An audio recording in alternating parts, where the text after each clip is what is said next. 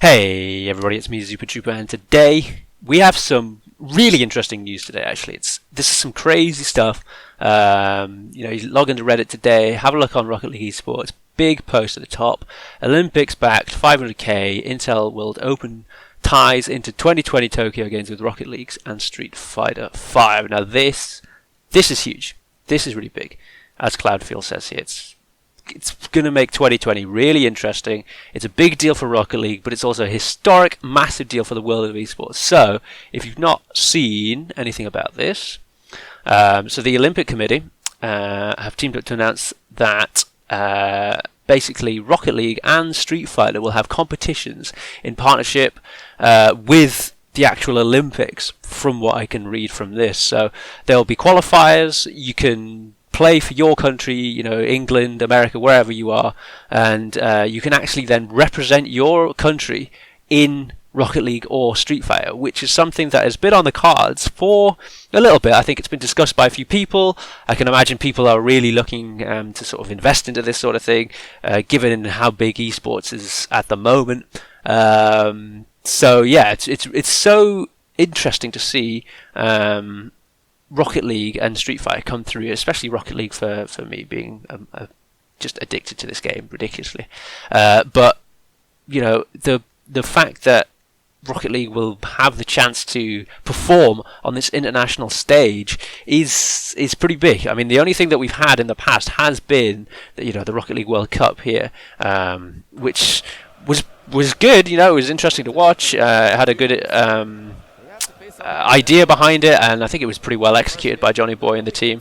The quality of this is pretty good, but that's been the only real world-based tournament that we've had. There's not been anything World Cup-y or Olympics-based ever since this, so it's going to be real interesting to see what is actually going to happen when it gets to Tokyo 2020, because so many more eyes, so many more opportunities for people to get involved and see these games and potentially grow not only these esports, but potentially the esports industry as a whole.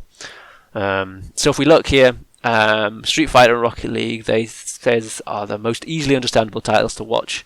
Epic Games umbrella following recent studio acquisition.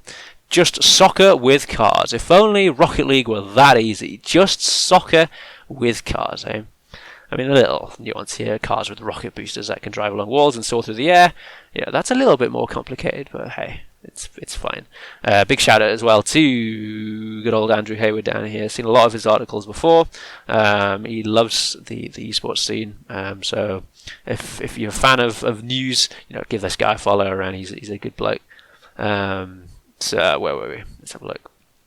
Yeah, so I'm really looking for a broadest audience, and the most accessibility. That is what Rocket League has. It has so much potential to appeal to so many people. You don't need a degree or 20 years worth of experience, like a lot of us have playing games, to understand the basic concepts behind this. It's football with cars, and that in itself, it's so brand friendly. It's not shooting, it's not terrorists, it's not bombs. It's football, it's sports, it's competition, and it's really interesting to see that the Olympic Committee has picked this up and are aware of this sort of stuff and are really working hard to seemingly put esports on the map a little bit more. Let's have a look a bit more. Expanding the relationship. Seeks to tap into young, engaged audience, and the esports industry explores the potential for an official future in Olympics. So this is what's really interesting as well.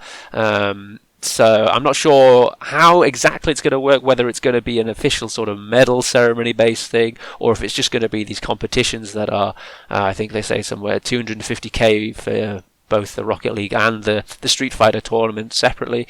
But the fact that there's even connections being made to the Olympics here is, just such a good thing for the industry and for the players, for the orgs, investors, everybody across the board. This is going to be a really good future, as Cloudfield says here, a historic, massive deal for the world of esports. So it'll be really interesting to see how this is received by people, if a lot of people are going to like this. I mean, just looking at a lot of the comments down here, a lot of people are loving it. A lot of people really like this. I mean, slightly biased, of course, being on the Rocket League Esports subreddit. But I think just the positives here are just so good.